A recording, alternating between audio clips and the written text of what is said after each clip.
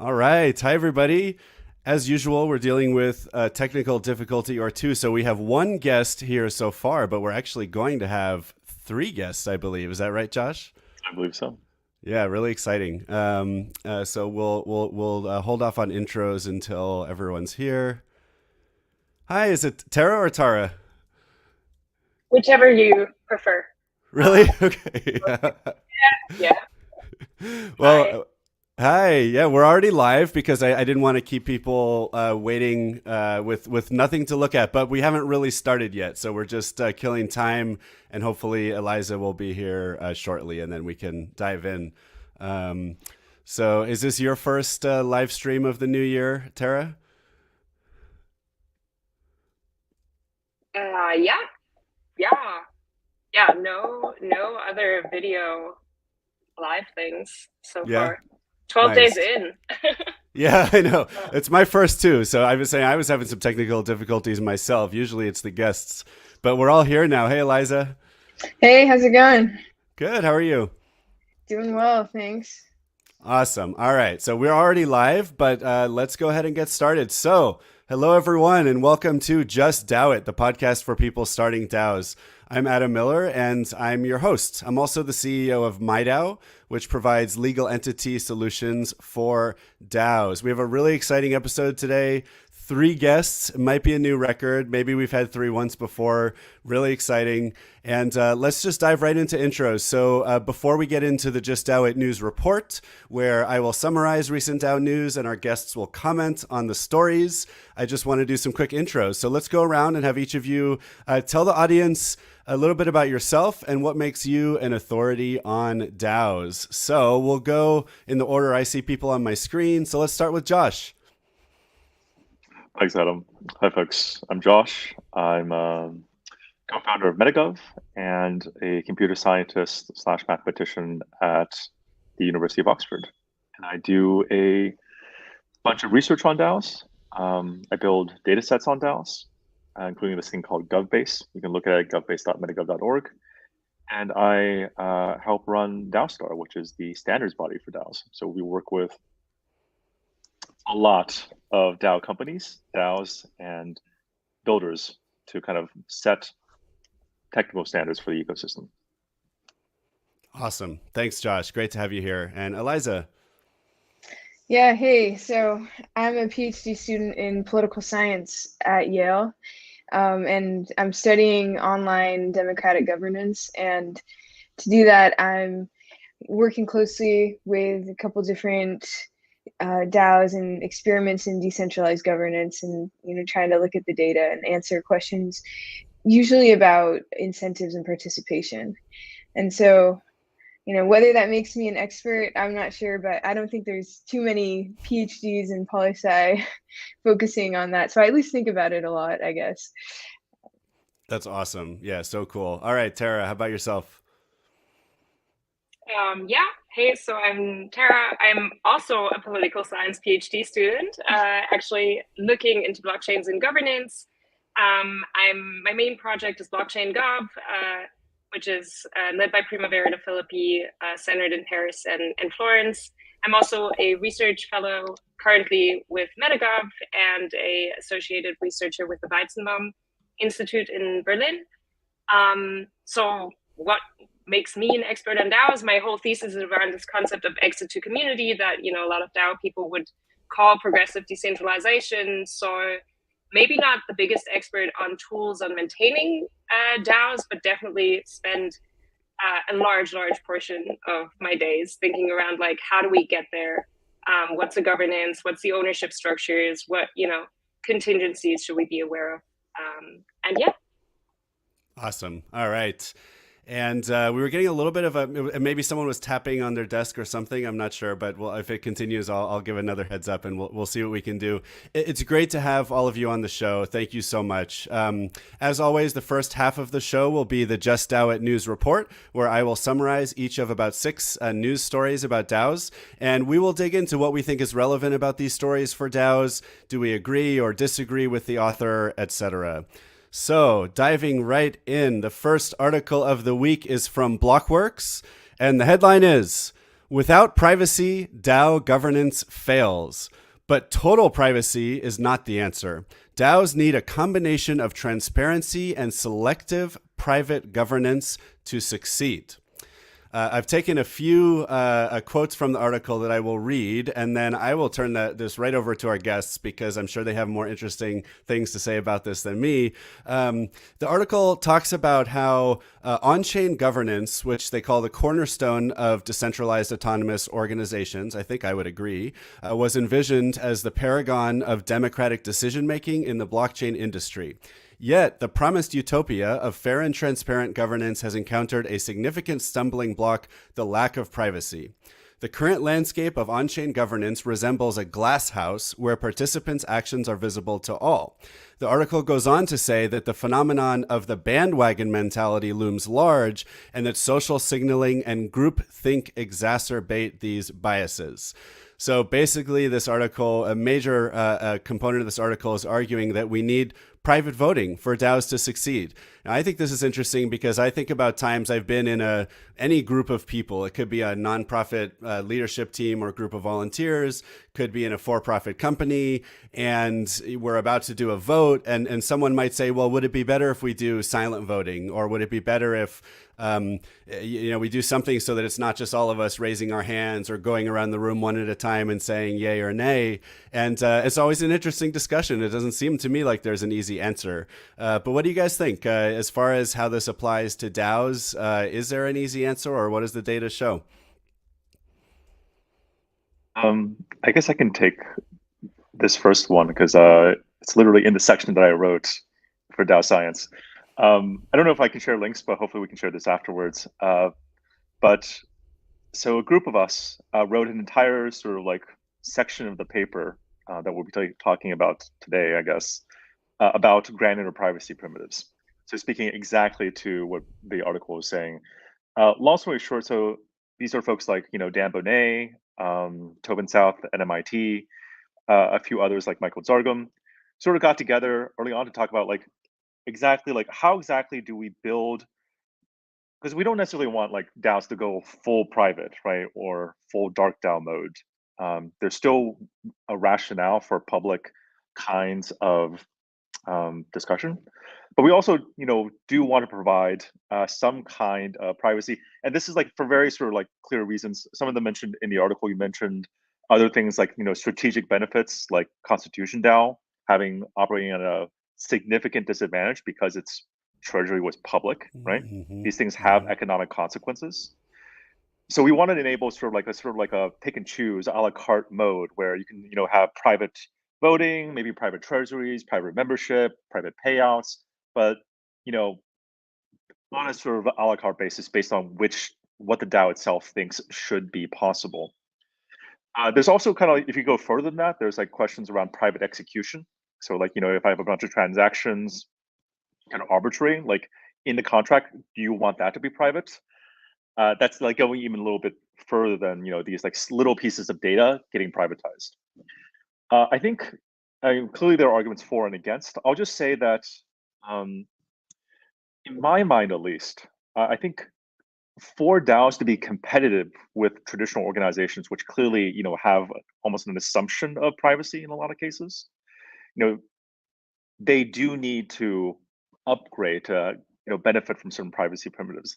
On the other hand, things like the decentralized nature of DAOs, things like being open in the sense of like open source, those are things which require kind of public nature. And if DAOs, they can't necessarily have their cake and eat it too. So each individual DAO needs to make a choice, a commitment to either staying public or making a sort of rational decisions, like I'm going to keep some things private. Those tools now exist, and they are getting slowly rolled out to different frameworks.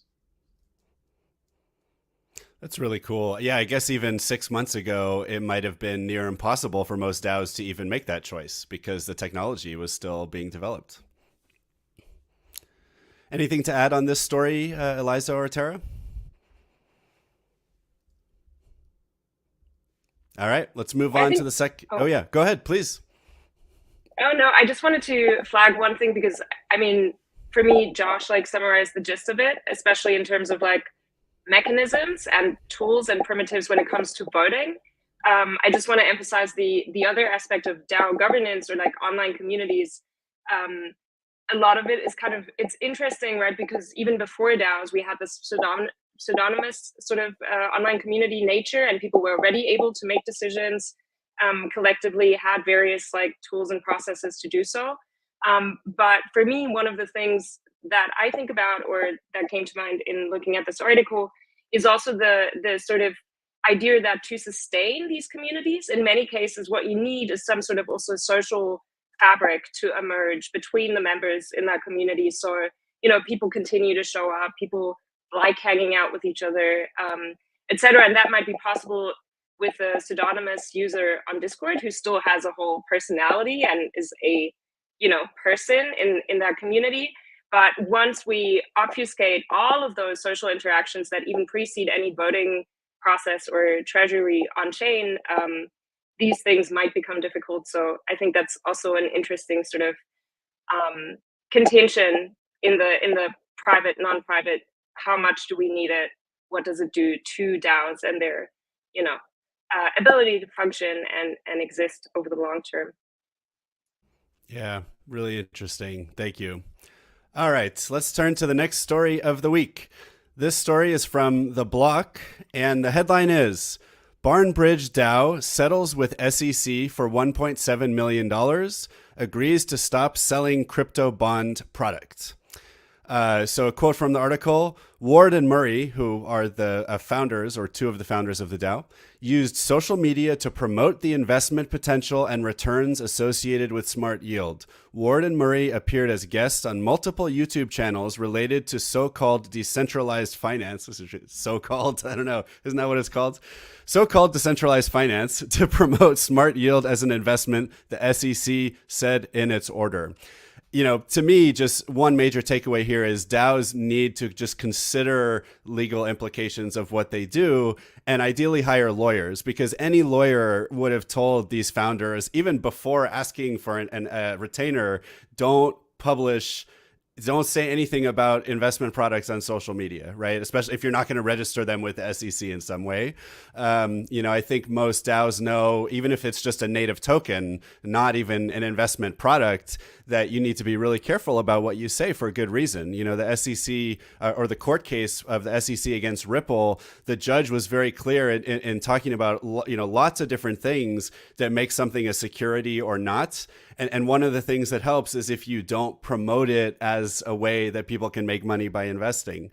So that would have been a really, I think, an easy-ish thing for them to do. At the same time, if you're trying to offer investment products, then there may not be a way around having to follow SEC rules and register with the SEC. So maybe that's between a rock and a hard place there. The other cool thing I find in this article is, the Barnbridge DAO is having to hold a vote of the community on whether or not to comply with the SEC order, because it is a DAO. And so I think that is really cool. DAOs often say, let's say they're thinking about forming a legal entity, which is the work that I do. They say, well, if we form a legal entity, doesn't that make it easier for the government to come after us and take our money? And I tell them, look, if your money is held in a smart contract and you have a governance process you have to follow to spend that money, even if the FBI tells you that you have to give over the money, the DAO still has to vote to give over the money. And they probably should do it in that case, because who knows what the FBI would do next. But I think it's really cool that DAOs still remain DAOs even when they're under regulatory scrutiny. So would any of you like to comment on this story?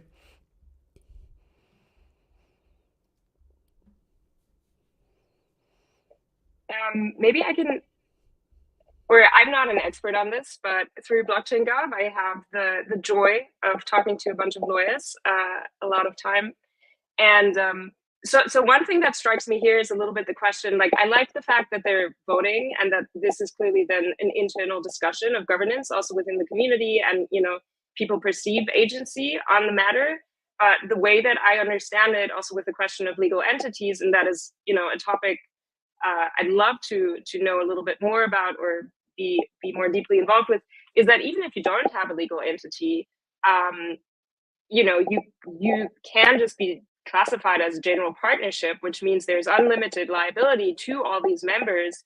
And as long as you are a citizen of some state that is affected in this court case, then people can come after your private assets. So I would kind of challenge this notion of like, it's cool that the DAO can vote on it and has the final say, because I do believe that the law has various avenues, whether we like it or not, to enforce decisions that are made. But yeah.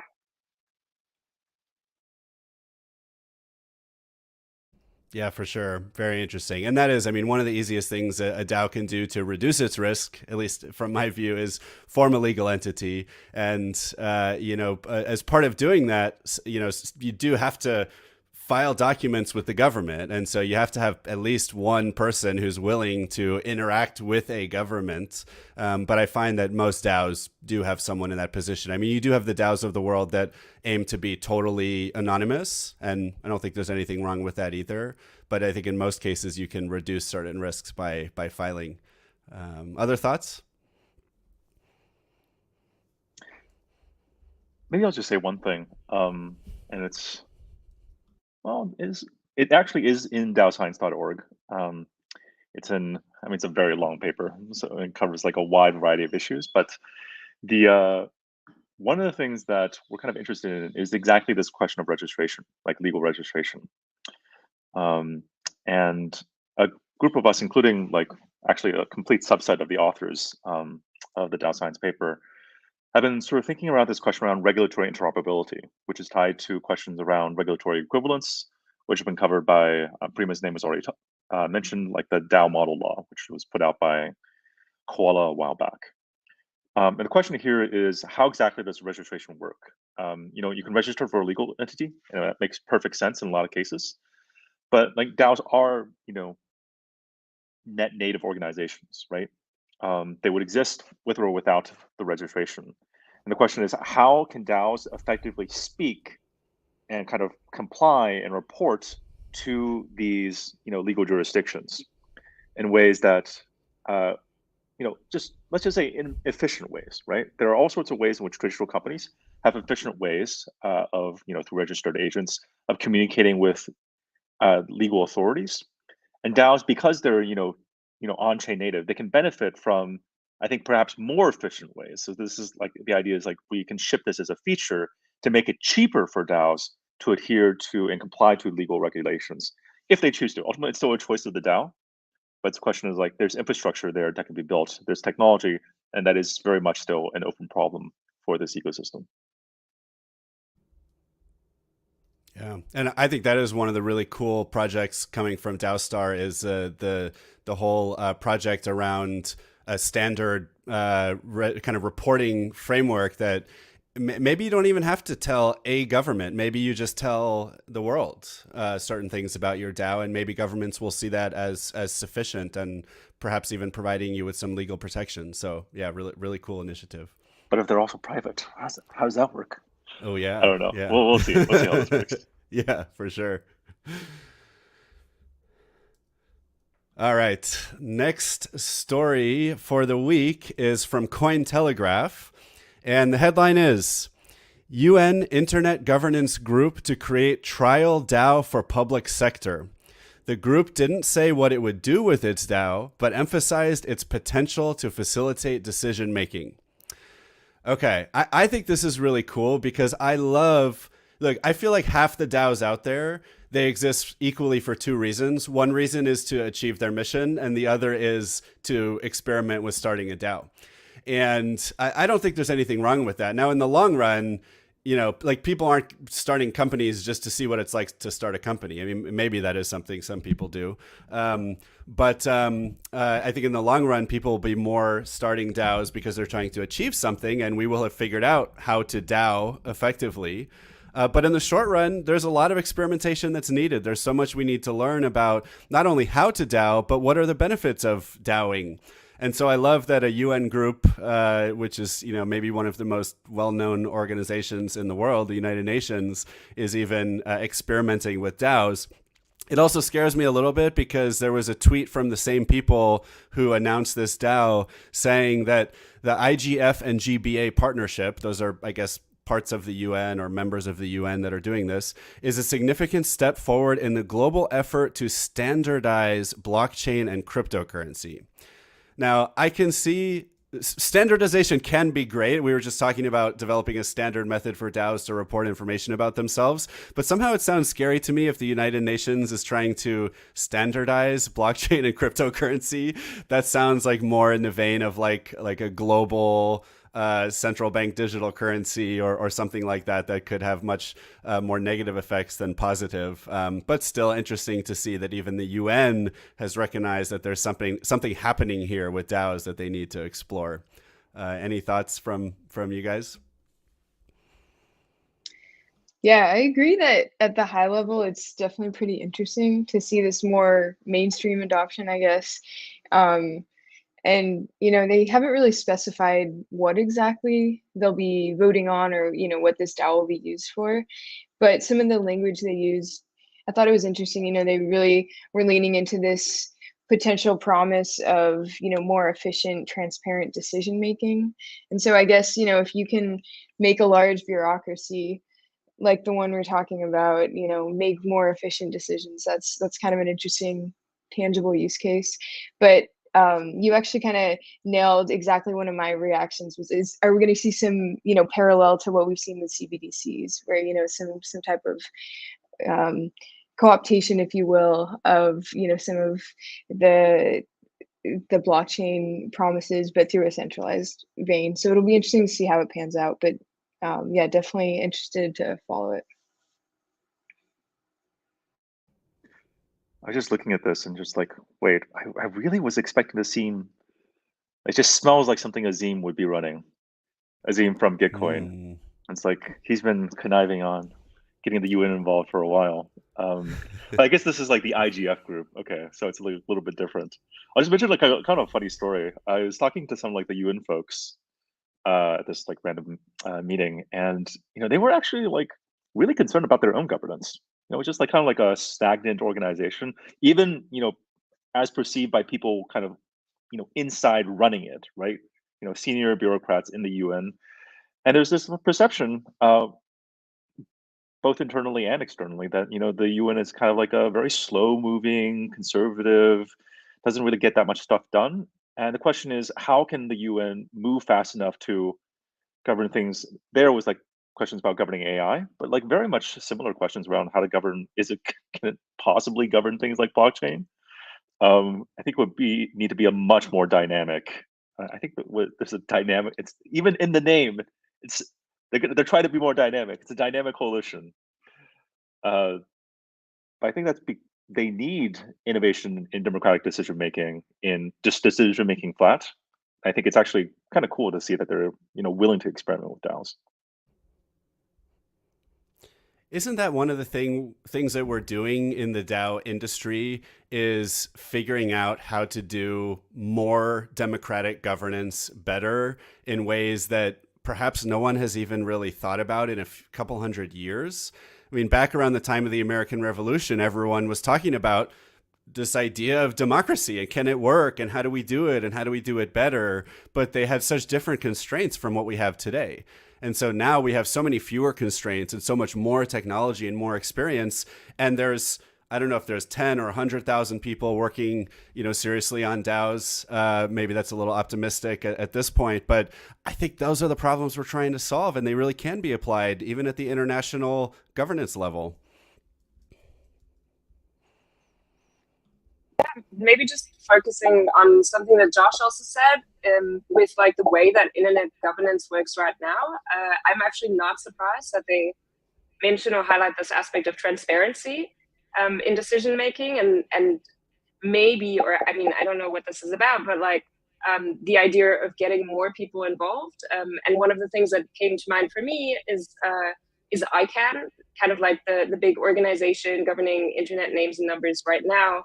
And we did a bunch of work around like legitimacy and governing the internet and legitimacy, and came across a bunch of work on ICANN, and it was so interesting. The legitimacy beliefs, as Josh said, they did empirical work. So they asked people, and even from within ICANN, a lot of people said, no, this is questionable in terms of like, is this a legitimate way to be governing such a broad thing. And then the other thing is like, so I mean, right at the core there were maybe still high ones, and then they went down very rapidly. And then the vast majority of people who are actually affected by what ICANN does, which is all of us using the internet every day, didn't have any legitimacy beliefs because nobody knows what ICANN is or what it does, right? And so I think this, I don't know if it refers to this, but the idea of increasing transparency of how the internet is even governed, and that it is a governable space for the people who are using it to an extent, I think is such a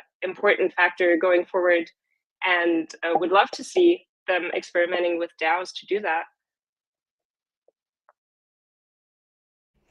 For anyone who doesn't know, ICANN is effectively the organization that governs the internet, right? And the World Wide Web.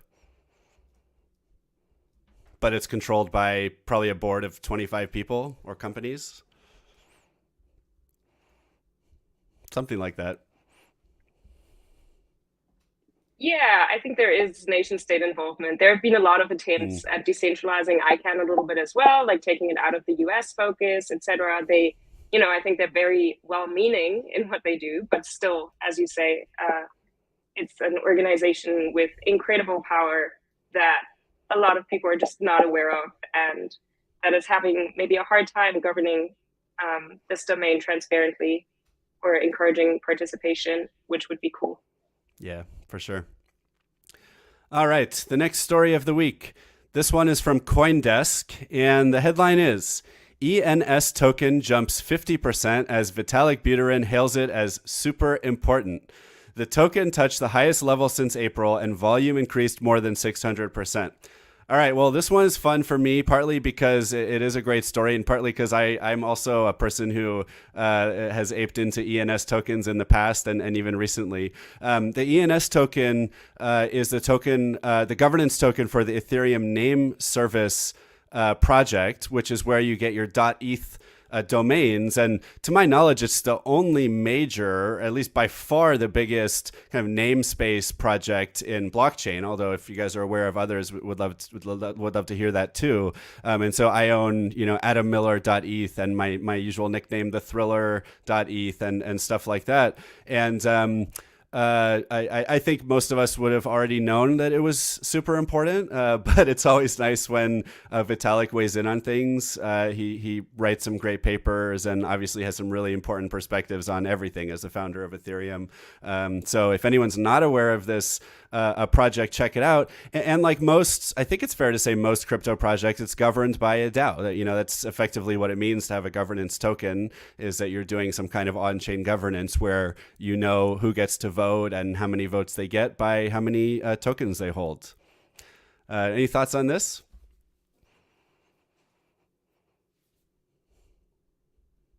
I guess Heart ENS. We do a lot of work with them. Cool. Interesting. Can you say more about what type of work you do with a major DAO like that? Oh, sure. So like one of the things we're doing is so this isn't me specifically, but this is Eugene, who's currently the executive director of Metagov. He runs something called Grants Innovation Lab, which I don't know if you saw, there was like a large, like 80-page plus report on grants programs that just got released like a few months, maybe last month. And since then / before, we've been started doing some work with ENS to kind of advise their grant program.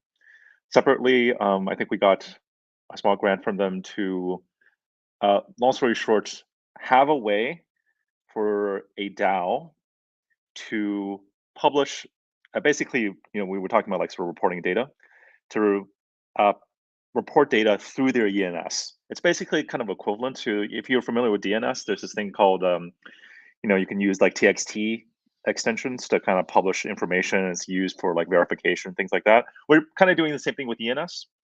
And it's going to be, there's going to be an integration between ENS and like the public, data being published through DAO standards. So that's like, that would be one thing that we do together. Besides the fact that Nick Johnson is like an advisor to DAO. And who's that? Oh, sorry. Nick is I think it was the founder. He is the founder. Yeah, founder of ENS. Cool.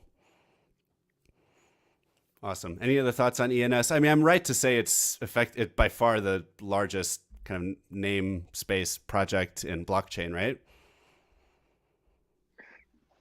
But how large is it compared to DNS? Ah, good question. What is the market that we're competing for? Is it blockchain namespace or is it namespace, right? Yeah. And it's very small, right? Compared to DNS. Yeah, compared to DNS, it's tiny. Yeah. And for any listener who doesn't know, DNS stands for Domain Name Service. That's like the backbone of how to refer to things on the internet. Good way to say it? Good enough? Cool. All right. So for the last news story of the week, we're going to do a tweet. And this is actually a tweet from Yale or someone at Yale. And it's about the research paper written by the group that these three guests belong to. And so I'm going to read the tweet, and then I will just turn it over to the group to explain what this research is really about and what the outcomes were. And then after that, we will officially transition into the interview segment of the podcast, but no problem that this will feel like the start of it. So the tweet is from ISPS Yale. A new study from Eliza Oak, hi Eliza, and ahall_research explores what happened when a blockchain company gave $28 million in digital currency to 300,000 users to reward past governance participation and what it might mean for offline civic engagement. And I'll just make one connection for the audience too before I turn it over to you, Eliza, to explain what's going on here, which is that just yesterday or the day before, Optimism just gave away $100 million worth of Optimism tokens to reward past contributions to Optimism and maybe blockchain in general. And I mean, I just can't imagine anything like that has ever happened before, where you have people giving away tens of millions of dollars and soon hundreds of millions of dollars as part of kind of retroactive public goods funding or anything like it. So really exciting to see this happening. And I know a lot of people personally in crypto who, they do amazing work for the crypto ecosystem, for the blockchain ecosystem, and have trouble funding the work that they do. And now suddenly they're getting a $50,000 or $200,000 grant after the fact. So it's really, really interesting. So Eliza, tell us more. What's going on here and what does it mean? Yeah, so that link you mentioned, that was a nice little write-up from my home institution on some research I conducted together with Andy Hall, who's also a political scientist and professor at the Graduate School of Business at Stanford. And so kind of the motivation for the bigger question, motivation for this research is, this question that I think most projects face in, trying to decentralize governance, which is how do we broaden participation to include more community members? There's security reasons why a project wants this, as well as, maybe just more the, ideological democratic ethos of, higher representation and inclusion. And so one idea that's been thrown around is to directly compensate individuals through token rewards, right? And so we kind of leveraged this clever design of Optimism's airdrop 2 to empirically study whether this works. And, the punchline is that, we find that, first of all, there's these overall effects on subsequent governance participation, just revealing airdrop 2's reward scheme, that it was connected to governance, caused a large increase in token delegation, including first-time delegations. But then we also found that for the people who were directly rewarded for past participation, this reward increased the subsequent rates at which they participated in delegation as well as voting. And, we think there's definitely some unique things to this case of Optimism. As you mentioned, there's this broader culture of encouraging public goods and pro-social behavior and, kind of this commitment to cutting edge decentralized governance. There's also things to think about, if a project's thinking about designing their own airdrops, maybe it makes sense to, have this kind of quasi-random retroactive reward criteria, which makes it harder to game and just harvest rewards.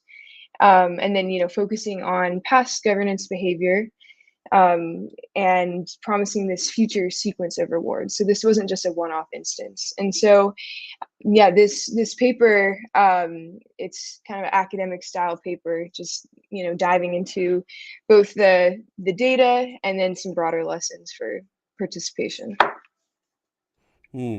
One thing I'm curious about, so I studied economics as an undergrad, and I remember reading papers about when nonprofits reward volunteering. And there was this really interesting finding at the time that if you reward people too much, you're kind of telling their brain that they did the volunteering for the money. And so the person actually is less encouraged to continue volunteering in the future for kind of endogenous reasons, versus if you reward them a little bit, like a free jacket or a free meal at an event, then that encourages more people to participate and they're happier about it. And they continue to participate even more because they're still really not doing it for the money, right? You're not showing up for a day because you got a cool jacket. Was there an element of that in this? I mean, what's the right amount to reward people? And is there such thing as too much?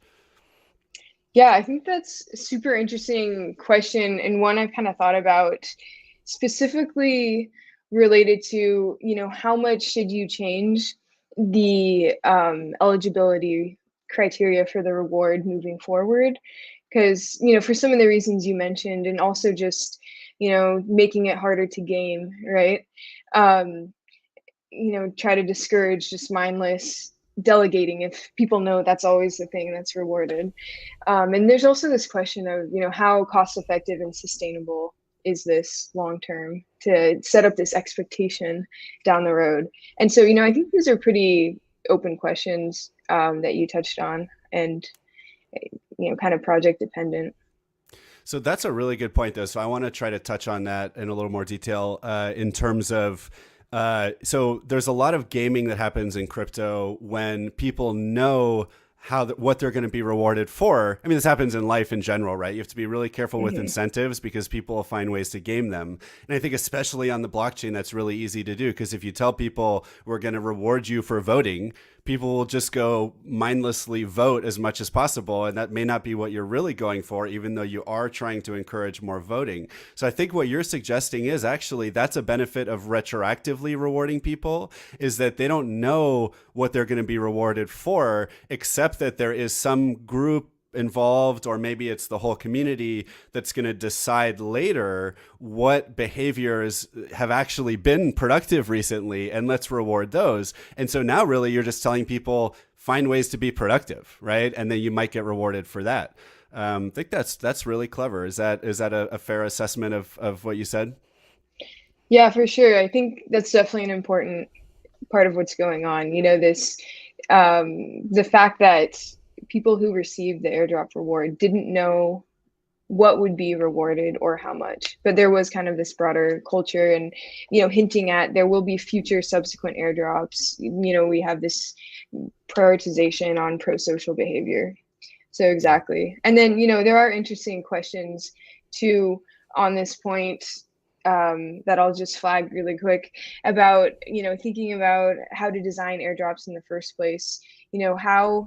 How might we think about further decentralizing this process? Because in most cases, it's a handful of, some core team deciding what exactly goes into, the reward eligibility. But you could imagine, some bad actors trying to reward voting in a particular direction, perhaps, or, something that feels maybe a little too strategic or centralized. And so that's another open question that I've been kind of noodling on after this analysis. Yeah. I mean that touches on just, I feel like it's such a major issue for DAOs in general, which is how do you actually decentralize and distribute power more widely without losing whatever it is that the group of people who started out with the power we're trying to achieve, right? And assuming that's what everyone came to the project for in the first place, I think everyone has an interest in generally maintaining that vision or that purpose or that like some of those incentives. And yet when you then say, well, everyone gets to decide, how do you know they're going to stay on track? All right, that does it for the Just DAO It news report for this week. I will do a quick segue and then we'll turn to the featured guest interview where we will dig a bit more into the background of our three guests and especially into what they are working on in Web3. For the segue, I just do a quick advertisement for MyDAO, my company, the sponsor of the show. MyDAO provides legal entity solutions for DAOs, and we also have a partner network of global crypto lawyers, about 100 lawyers and tax advisors, and we will introduce you to them for free. So if anyone's looking for legal advice, tax advice, they'll usually do a free session for you. At the same time, if you're a lawyer or a tax advisor, please reach out about getting added to that network, and together we can help ensure DAOs are taking care of their legal issues. All right, turning to the featured guest interview. So just briefly, I'd love to ask the three of you, or you can choose how brief you want to be, but how did you get into Web3 and DAOs in the first place? And then we'll turn to what you're working on now. And we'll go the same order. So Josh, you want to go first? How I got into Web3 or just DAOs? And DAOs. And DAOs. Okay. Yep. I'm guessing it was probably Prima, so Tara's supervisor, who, what's the word, green-pilled, red-pilled me into this space. Before then, essentially I got into governance because I randomly co-taught this course with this law professor, and that was really on video game governance, like governance in video games, which was truly a hilarious course to teach at a law school. And then fun. kind of from there, we just ended up, we started this thing called MetaGov, and it was kind of focused on governance. And the people who really cared about governance, though, were not necessarily the people in video games, even though it's very interesting. The people who cared about governance were really people in Web3, and oftentimes within DAOs, for very, very sort of clear and good reasons, right? If you have $1 billion or your livelihood, invested into a digital construct, actually, like, it suddenly matters a lot how governance works. Whereas if you have like 1 million gold tokens, on your WoW server, that still kind of matters, and people still do it. Actually, it's it's still relevant, but people don't make the same kinds of decisions, and they don't do the same kinds of things. It was very interesting to observe that. Oh, wow. That's cool. Very interesting. Yeah. I'm thinking about, like, I've been playing a little bit of Diablo Immortal recently, and there's all kinds of in-game goods, and there's a marketplace. Wait, isn't that a terrible one? It's what some people say, but I love it. It depends on how much you like. Adam. Oh no. I don't know if I can continue this podcast. Depends on how much you like grinding to earn more in-game goods and stuff like that. That's why I'm going to love blockchain gaming, I think, more than maybe a lot of gamers. All right, let's turn to Eliza. How about you? How did you get into Web3 and DAOs in the first place? Yeah, so how I got into this, I guess, so I came to grad school by way of working at MIT for a couple years as a researcher, kind of studying broad questions about politics and technology. So this was stuff like analyzing YouTube data to understand the spread of hate speech online.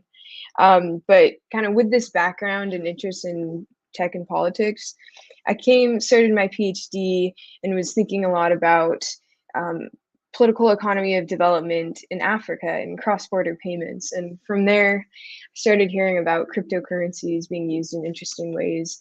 And so it was, really from there, learning about this use case just of payments, that I realized, there's really core governance questions about the actual, governance and coordination across these platforms themselves beyond just payments.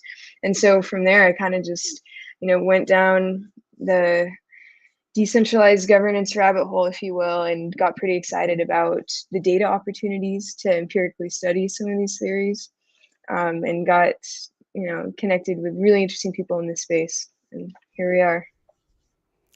So is part of what makes this exciting from an academic perspective that because DAOs are so transparent, usually all the data is like sitting there for you to collect if you're willing to go do the work?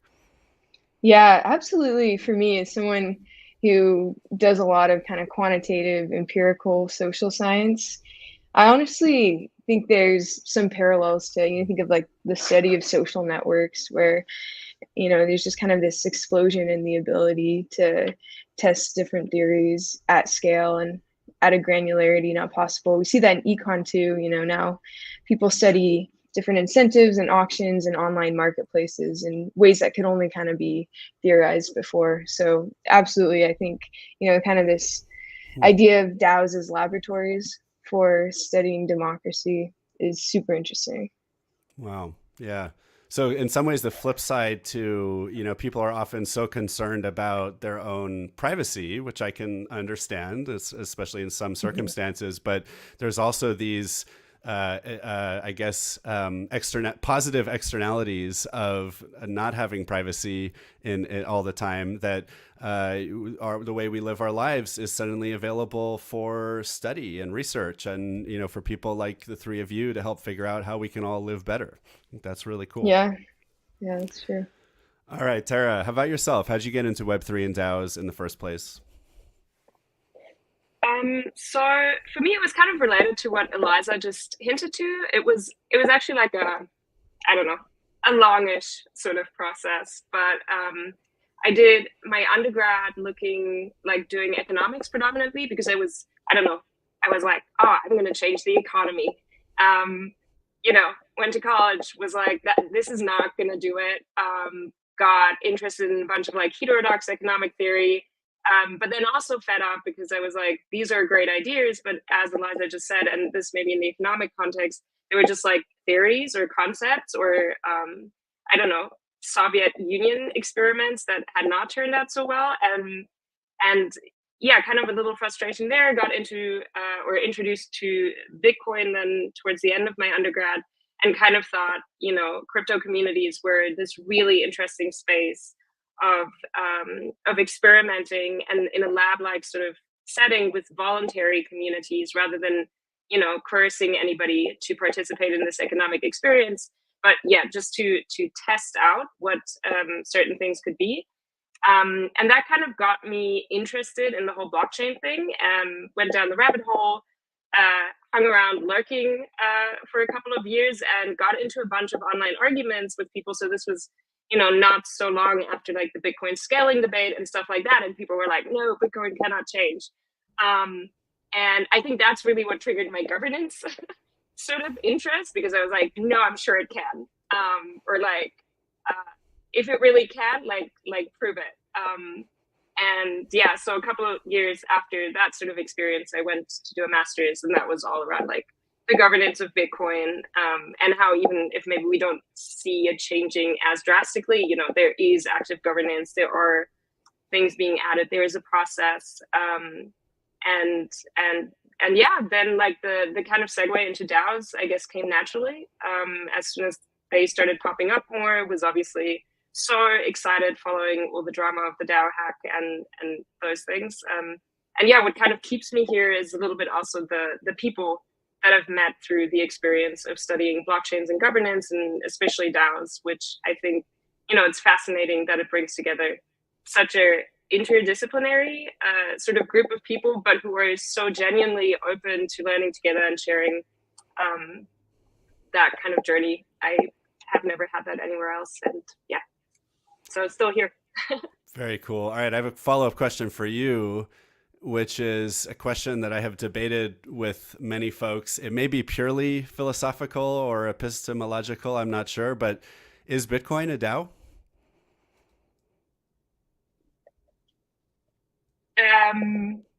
I don't think so, but I've heard this argument as well. I don't think it is, because, so for me, I think there's a question, what is a DAO, right? But I would still stick to a little bit of a stricter definition that includes the use of smart contracts, right? And on-chain sort of governance.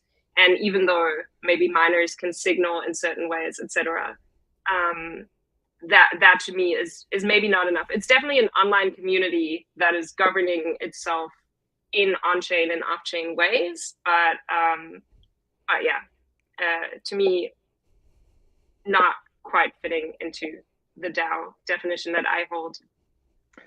But yeah, anybody contradict, please. Yeah. I will literally just quote from the paper. DAOs also belong to a larger class of digitally constituted organizations. Organizations governed through computational artifacts such as software, hardware, or protocols. For example, the Bitcoin, Ethereum, and Tor networks, even though they are not DAOs, can be classified as digitally constituted organizations. And that's from the paper that the three of you co-wrote? Mm-hmm. Cool, which we'll get into more in a second. I want to share my part of my view too, which is I think one of the key elements of DAOs is that DAOs are organizations. And I'm sure there are folks who could debate what an organization is too, but to me, it's like a thing where people are explicitly coming together to achieve a common goal.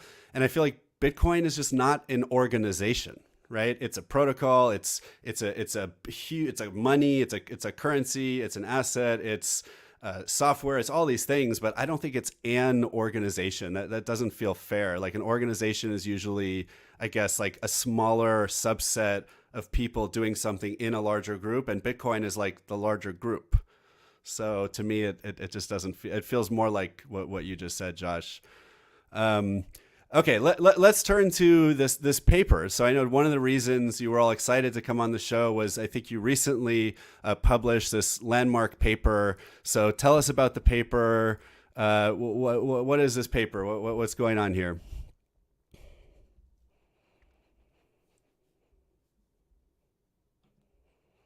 Well, I guess I can start. So yeah, the paper is called Open Problems in DAOs, and it's exactly what it sounds like. We brought together, I think, 20 plus leading researchers on DAOs across both academia and industry, as well as lawyers operating in the space, in order to identify, hey, this is the frontier. If you're a builder or a researcher who is not already familiar with DAOs, and you want to work on something that's actually going to be impactful, these are the problems you should work on. So we talked about granular privacy primitives. There are mechanism designs. There are sort of model laws. There are a variety of different sort of questions that, if solved, could actually make DAOs better and oftentimes significantly better, right? There are also questions that are really kind of posed in a kind of an academic light. So these are questions that where DAOs, as Eliza and Tara were mentioning earlier, because of their digital nature, because of the data, allows researchers to kind of tap into new opportunities and resolve long-standing, outstanding questions in those fields. It's kind of like doing double duty in those cases. I'll just mention that it was published alongside a companion website, DAOscience.org, which basically is an interactive version of that paper. So if you don't enjoy reading, 80-page, PDFs, here's a smaller version.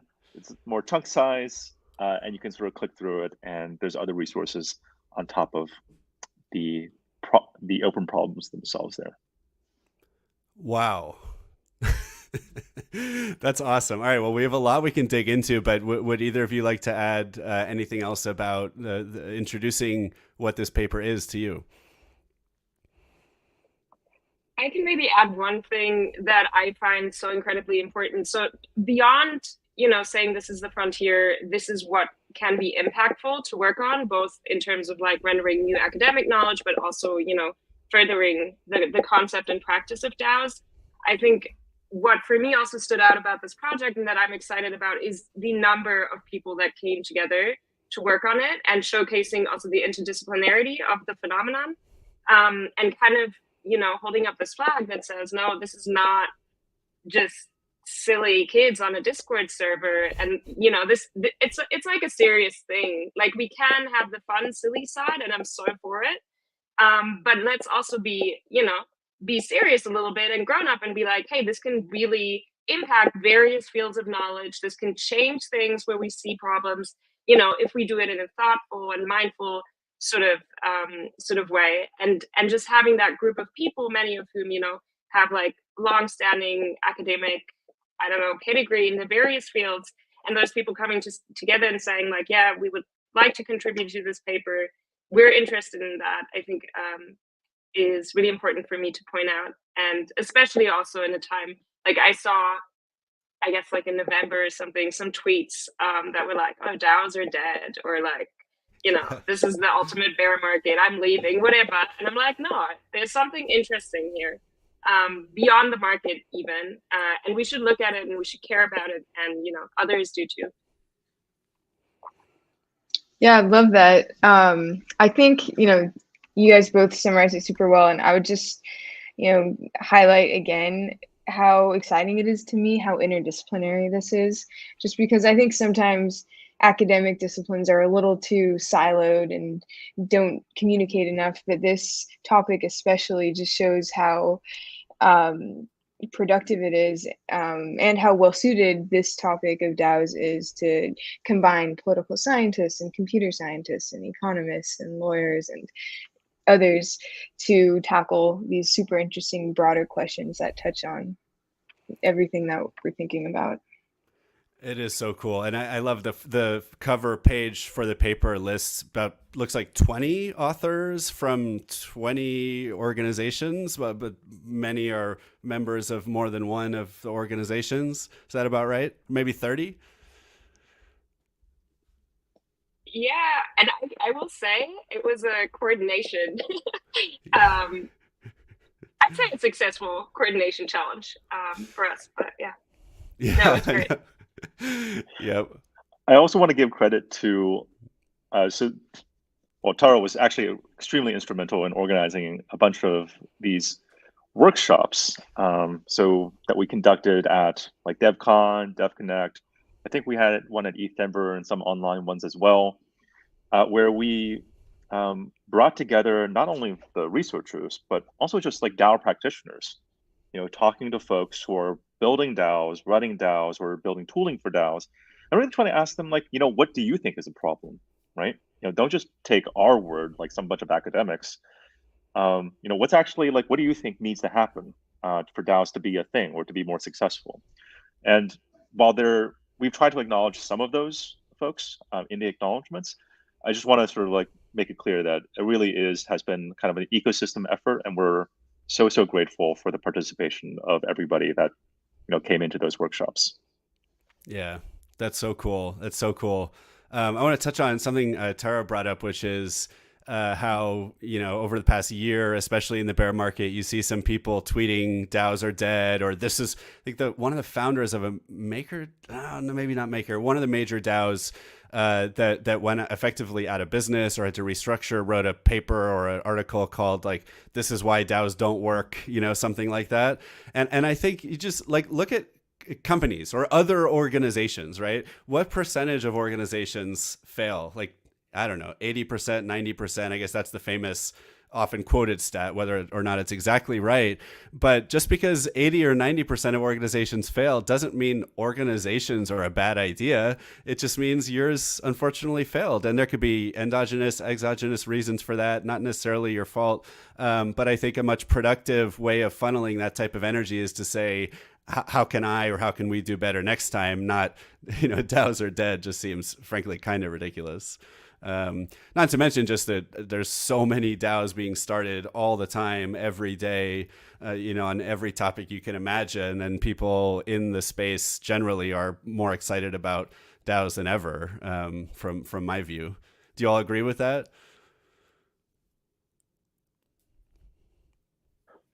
I have this practical joke I would really like to meme into existence. So one of our co-authors, his name's Ruben Youngbloom. Okay, I'm already screwing it up. But he's a researcher at I think Stanford and MIT, and he's been working on this project called DAO Death. And the idea is that, DAO death could be better. It could be more graceful. It could be more, dignified. Or at the very least, it could be cheaper than like corporate death, which is, oh my gosh, takes a lot of effort to wind down a company and do that right and do that without paying giant tax bills is actually kind of atrocious and really hard. And I feel like, maybe there are ways we could both understand how DAOs die / default, because a lot of them look like open source repos rather than organizations, but also how can we do that more efficiently?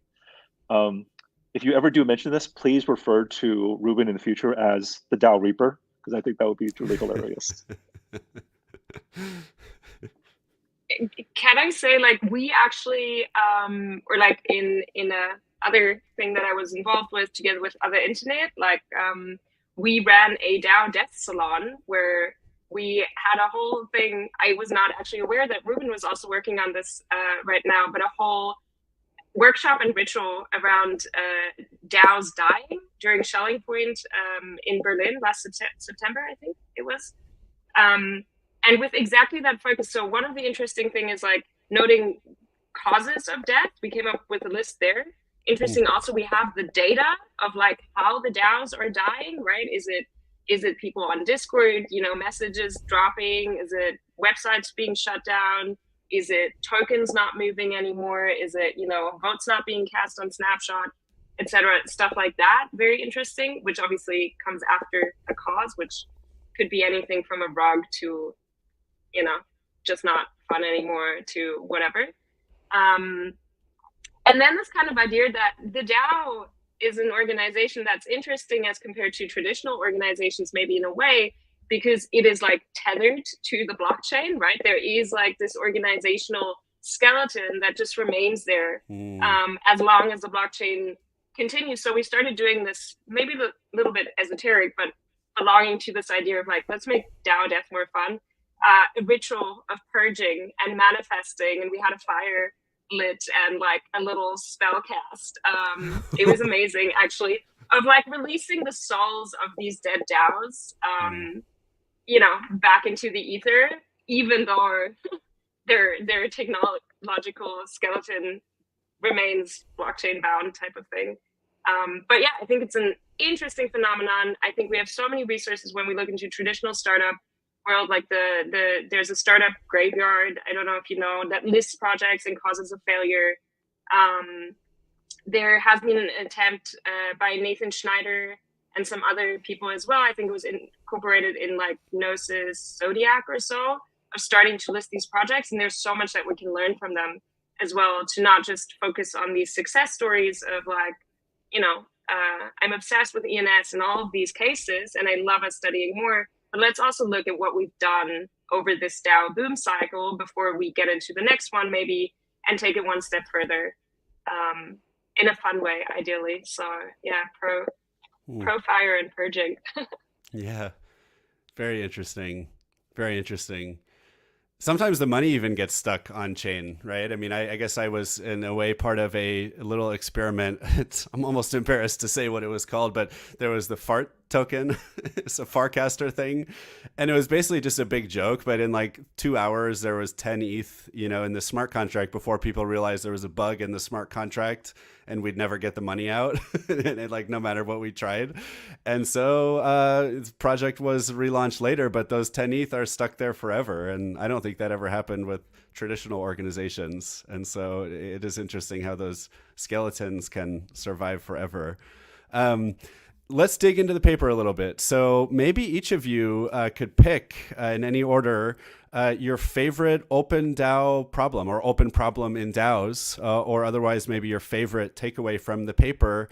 And let's discuss each of those. So would any of you like to go first?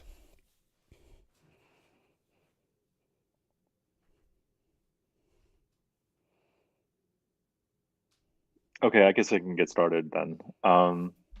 So I'm not going to pick one from computer science just because, so I helped edit that section. We were all kind of editors of different sections, Eliza, Tara, myself, and also Sarah Hubbard, who couldn't make it today.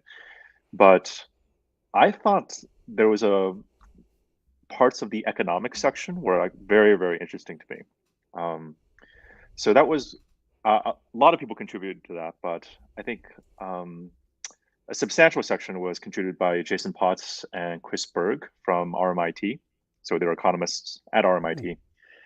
And I think for me, just like pointing out in just like very clear terms, like, okay, firms have transaction costs. This is a very traditional economic theory.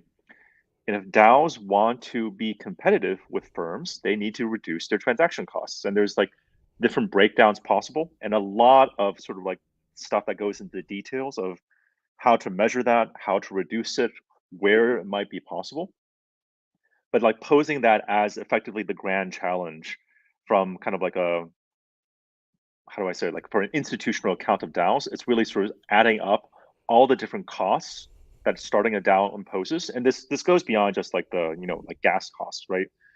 Can do is like transaction costs, trust costs, the cost of using Discord versus something else. Maybe there's a cost in sort of like productivity. I mean, it's hard to sort of add all these things up, right?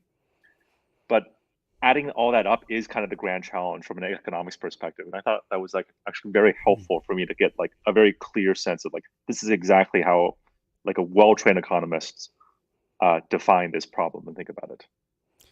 Okay, interesting. So I'll give a little more background for the audience too, which is I think the classic theory of the firm that you're talking about is the whole reason firms, or I think you could say companies or organizations exist, is because if everyone just worked on their own and then you had to have like 20,000 people collaborating as independent contractors with each other, the transaction cost of just collaborating, right? How do you coordinate that many people working independently with no one in charge and no structure, et cetera? Or I shouldn't say no structure, but no firm, no organizational structure. It's just impossible compared to 20,000 people working as one company where it's a given that you're supposed to do whatever you can to help all the other people. You don't have to come up with a new contract every time you want to ask like the legal department for an opinion or the accounting department to do your books. That's why firms exist. And so it sounds like you're kind of building on that, Josh, and saying if DAOs are going to be as successful as classical firms or more, they have to go even further on that spectrum of reducing the overall transaction costs of collaborating. Exactly. Yeah. Very interesting. Very interesting. And I think, I mean, is that, so it's interesting. That's actually then maybe one of the key arguments for why DAOs matter in the first place and why they are valuable. I mean, you look at like Constitution DAO, right? One of the earlier DAOs, where they raised, I think, $42 or $43 million in like a week, and then tried to spend it together. Like you could not have done that with the traditional firm structure, right? Just you would have had all kinds of legal costs around drafting documents and filing with different regulators and all this stuff just to make it possible to raise $40+ million for a common purpose. There's just no other way to do it until DAOs. And now suddenly you could do it. And maybe you should have had a lawyer if we were doing it today. But at the time, they successfully raised $40+ million in a week and then tried to spend it together to buy something in an auction. And so like the transaction costs have been reduced meaningfully in a lot of ways. And yet it sounds like this still remains at the same time a major open question, which is how do we do that further? Yeah. Very cool. And by the way, if folks are wondering, the paper is organized into, I think, 6 sections, is what Josh was referring to. There's computer science, economics, ethics, law, organizational science, and political science and philosophy. And I think in each of these sections is a number of open DAO problems. Is that right? Cool. Exactly. Awesome. All right. Well, Tara or Eliza, would either of you like to go next with your favorite open DAO problem or takeaway from the paper? I'm happy to go. I did help edit the section, but it is not my own field. I will say, actually, I'm very excited about the computer science section. I understand nothing, but there's a lot to be worked on, and it sounds amazing. So check that out. Apart from that, like the law section was really something that I think also touches on a number of things that we've just been discussing that I find so interesting. And there's so many fundamental problems in my understanding to be worked on. So, for example, I mean, now if we say, is Bitcoin an organization, yes or no, it's a philosophical sort of debate or argument, but where it becomes very real is when lawyers start classifying and saying this is an LLM, or this is a general partnership, or this is a, what have you, that falls under XYZ regulation. So then you have to know, and kind of developing this understanding maybe from a foundational philosophical sort of level, like what is even a DAO, and what are the different types, but connecting that back to how does external regulation view that thing that we've created. I think that is so interesting, and moving towards what Josh mentioned at the beginning, understandings of what DAOs might be, not by incorporating them legally in a specific jurisdiction necessarily, because then the DAO, if I incorporate as a Cayman trust, right, then it's a DAO, but it's also really a Cayman trust, and it's kind of like contradicting itself, maybe to an extent, like this online organization with a physical presence. But what if DAOs, and this was like, the proposition by the Koala DAO model law, what if DAOs like technically have to fulfill certain requirements that the regulator can look at on chain or, in other accompanying documentation, and can say, okay, XYZ checks are being met, therefore this DAO falls under this classification in our jurisdiction. This, however, would not require, DAOs to do that awkward thing where they also have a legal entity set up in a specific space.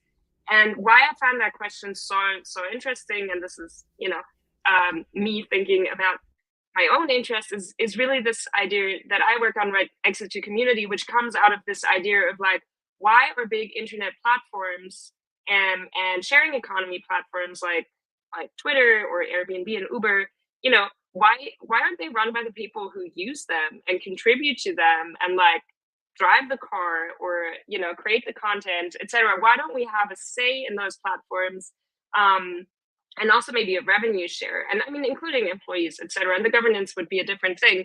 But so this is a really interesting question and how to get there. But one of the things that you realize pretty fast is that, all right, imagine Twitter as a cooperative where all users sort of have a share and a say, etc. Would we want that co-op to be incorporated? I'm in Berlin right now. Do you want it to be a German cooperative? Should it be a US-based cooperative? Should it be, where should that be? Is that not a weird thing? And would that not, for example, from a European perspective, they would still worry about data privacy things in dealing with this US entity? Would it be able to have those cooperative shares distributed this widely, etc.? So you run into a bunch of problems and you realize, DAOs, is there a way to structure such governance and ownership sort of rights across international communities in a purely online way, in a protocol that is able to represent, digital value? So I think that would be so cool. And jurisdictions coming in from the outside to, recognize and regulate in their own way. But to do that, there are so many foundational, and a lot of them are listed in our paper, just questions that lawyers, we really need lawyers internationally to think about deeply, and what that means and what sort of tools they have at their disposal. So I'm really excited about that, and also with the overlap maybe with a lot of what's being described in the computer science section, because I guess to have these new regulatory equivalent measures, like we fulfill technical requirements rather than legal ones necessarily, or they are the same, then we also need to advance in privacy, in, certain other areas technologically and just at the core mechanism level. So yeah, those are the two that I'm very excited about, and curious to see what people come up with. Wow. So interesting. Yeah, and then as for me, I think one of the sections that I'm especially pumped about is the subsection in computer science, which we call DAOs as social computing systems. And just to recap, social computing, I guess, is a subfield of computer science, but it focuses on the interplay between people, society, and technology. So pretty interesting to me as someone who thinks a lot about kind of the social science perspective of this. But some of the questions this section proposes for future study is like super interesting things like, how might technically similar smart contracts ground different communities in very different ways? This is getting at how the social structure, so like different power structures and roles and norms about technology, in a community might shape the way that certain, hard-coded technology is understood or used. And there's a lot of other interesting aspects to this, but I just think it kind of represents how interesting and interdisciplinary DAOs are and what we tried to get at in this paper.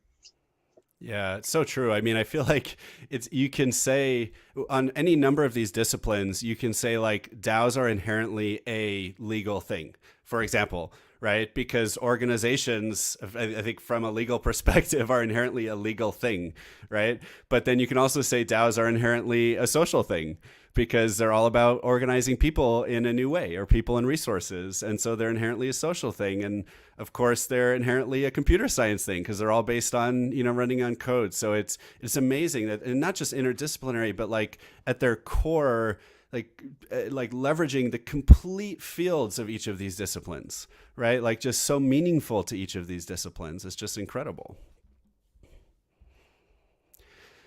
So let's turn to a little bit of predicting the future. So I'm curious, where are DAOs going? I feel like you guys must have seen so much of where DAOs are at today in terms of what's working, what's not working, how many DAOs there are, what DAOs are doing.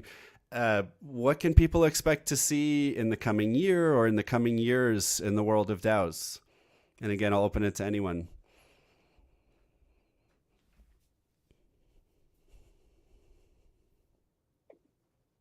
I think one of the things, that I feel that has kind of shown itself over the last sort of cycle is that two things seem to persist in the DAO landscape. I mean, there's a lot in between, and I'm generalizing massively, but the one are examples like ENS and DeFi protocol DAOs that in many cases have a built-in revenue model, right? So it's a little bit like the business. There is a business model. There is a value in the world that this DAO keeps accruing revenue. So that's very interesting. And those seem to persist. Obviously, we also have investment DAOs, et cetera. They're more maybe dependent on general market conditions. So I'm not sure, but yeah, DAOs with a business model that has proven itself over time, I think is interesting. Or like incorporating DAOs, or transitioning towards DAO governance in places that has already built that value instead of starting out as such. I think that's maybe a trend or something that has stood out to me as being important, and I hope to see more of it, in future. And the other thing is this idea of like some communities like Boys Club, or I'm not sure, that are somehow DAO-ish, but they're not so serious about that, and they're very much these social communities sort of thing, and they also persist. So that's also an interesting phenomenon, where it's very much not about the business at all, or building a product, but it's really just about this community of people, maybe through token gating, maybe even without a token, but they're very close to the space. So I think those two sort of strands are kind of opposing, yet they seem interesting. They keep popping up. They keep persisting. People like them. They are useful. There is value. I'm curious where those two go in future. And what that then also means, I think, as DAOs grow, there will be some more classification, or like a taxonomy emerges of types of DAOs. But yeah, those two for me. It reminds me when I first got into DAOs a few years ago, one of the first things I tried to do, and everyone would ask me from outside the DAO space, what types of DAOs are there, right? Like, what are the kinds of DAOs? And it was like, well, there's like these 6 or these 8 types of DAOs. And it's always been a question that's hard to come up with a really concrete answer to. But I wonder, in the world of organizational science, and maybe I'll find it in the paper, if there's an answer to that question in terms of organizations. Like, how many kinds of organizations are there? Well, here's the 7 types. But I don't know. I kind of doubt that would be the case. Any of you know if there is a classification system like that? Sorry, for DAOs or for orgs? For traditional organizations, yeah, because I feel like we could learn from that. I kind of imagine there's many. One of the things we actually collected when we were building some of these original data sets is like a big set of social ontologies. So like there's like, a very common one in the org theory or the social science portion of this is like markets, networks, and hierarchies, right? Actually, what am I talking? I feel like Eliza and Tara know like 10 times as much about this stuff as I do. But yeah. What were those three things though? Markets, networks, and hierarchies. Who was the author again? You guys remember this? Anyways, kind of like a classic text in economic sociology, I think. Interesting. So maybe this year we'll see or maybe there's an answer in the paper to an ontology for DAOs. Eliza, where do you see DAOs going this year or the next few years? Yeah, something I'm interested in following, and it seems like there's some momentum for in thinking specifically about different voting models within DAOs, is kind of this push for moving beyond coin voting. That's kind of, seemed to be having a moment in, the last year or two. And, of course, this is context dependent and isn't to say that, token voting doesn't make sense for some projects, but some critiques, I guess, of voting based on token wealth is that it feels a bit less meritocratic and maybe a little too wealth based. If the goal is really to broaden the democratic participation. And so there's different experiments with proof of personhood voting, one person, one vote, or attaching voting power to some form of reputation score, which, could be earned through non-governance, community engagement, or, through attestations, could be automated in some way or not. There's lots of open questions there, but that's something I'm curious to follow. And I think there will be further experimentation with that. Yeah, I've been seeing more of that too with our clients at MyDAO is that they'll have maybe a few different tokens with different purposes involved in voting. So maybe there is an NFT that's given to a certain group of people for, a certain reason, and then maybe another NFT that's distributed in a different way, and then a fungible token. And each of those three tokens has a third of the voting power, and then collectively, adds up to 100%. So yeah, it's super really interesting to see. Yeah. Josh, how about you? So there's lots of things I could say, but I'll just say one thing that I think is interesting that we tend to not notice is that there are going to be a lot of new DAOs from Asia. So for example, the Liberal Democratic Party in Japan just had a giant DAO hackathon effectively. Taiwan has been investing in digital technologies for democracy for a while.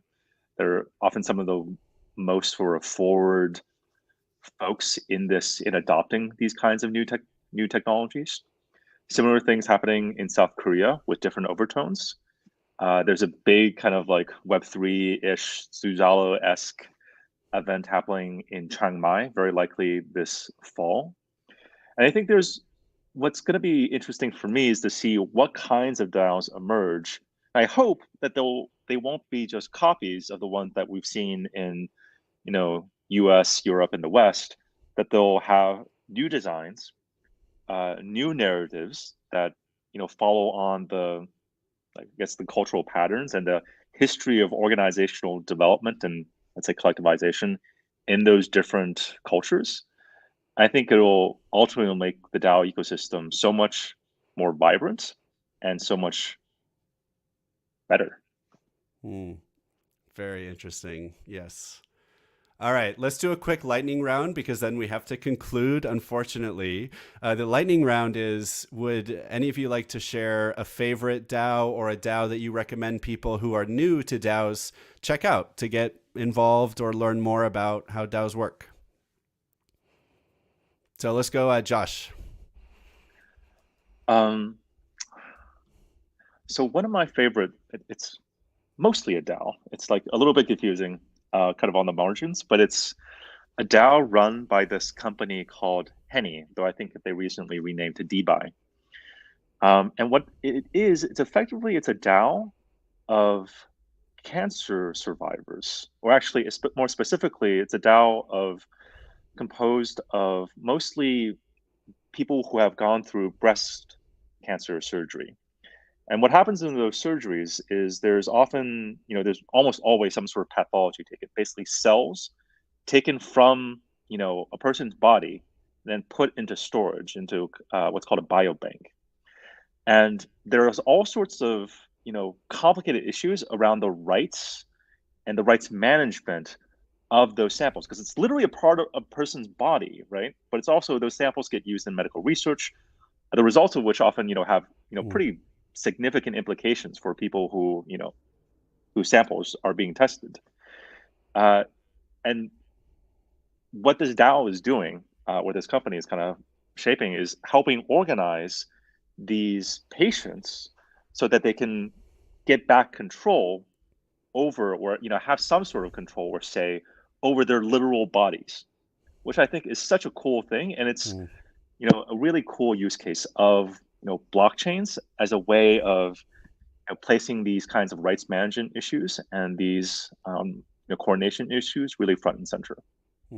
Very cool. Wow. Yeah, DSci, kind of part of the DSci or DBuy. It's not a DSci thing. It's really just, it's run by this wonderful lady named Marielle, who's a professor, I think most recently at Pittsburgh. What's the DBuy? What's the buy in DBuy? Biology?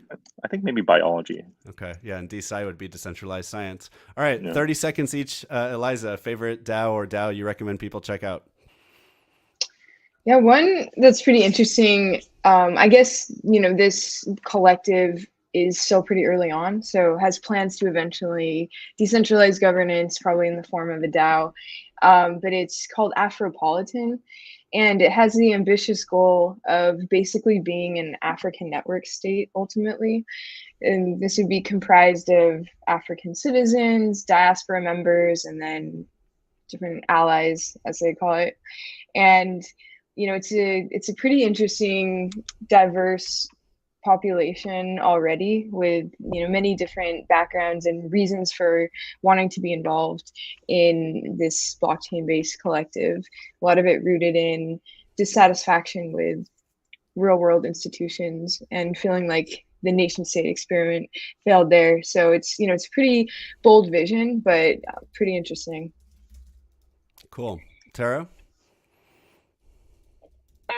So I think there's so many great DAOs out there. I think though, for people also these are also great examples, but for people who are trying to learn and familiarize themselves, it's also fun to dive into the deep end of conflict and messiness and drama.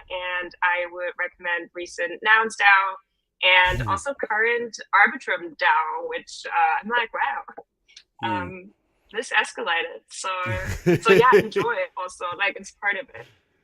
Yeah, that's so cool. I love that. And I'll recommend for people who are interested in Web3 social, check out Farcaster and the Purple DAO, which is a nouns-ish DAO, meaning it's based off of the nouns model. Also, just letting everyone know, I'll be at ETH Denver in about a month and a half. Hope to see people there. Will any of you be there by any chance? Nice. Sadly not. Okay, 1 out of 3. Cool. All right. Really quick, where can people find each of you? We already heard it's DAOscience.org, where you can find the interactive version of the paper. Where can people find each of you on the web or on social? I'm just at Joshua Ztan on Twitter. Easy. Cool. Yeah, at Eliza_Oak on Twitter. And I'm at MPG_DD on Twitter. And I think we're also all on the MetaGov Slack if people are interested in joining and discussing the project. And where can people find MetaGov's website? That's just metagov.org. Awesome. Well, thank you all so much for being on the show. This has been so much fun. To the audience, please consider liking the show or leaving us a review. You can find me on Twitter at 0xthriller. MyDAO is at MyDAODS. That's MIDAODS on Twitter, or MyDAO.org. You can find me and MyDAO on Farcaster as well. Quick ad again for MyDAO before we close. We do legal entity solutions for DAOs. We have a partner network of lawyers and tax advisors from all over the world, which we'd love to invite you into or help you get connected with them. Thank you guys so much. This has been really fun. Thank you, Adam. Yeah. Thanks, Adam. You got it. Quick reminder, this is never legal or tax advice. We're not lawyers. I'm not a lawyer, at least. And please hire a lawyer if you need legal advice. And to the audience, are you thinking about starting a DAO?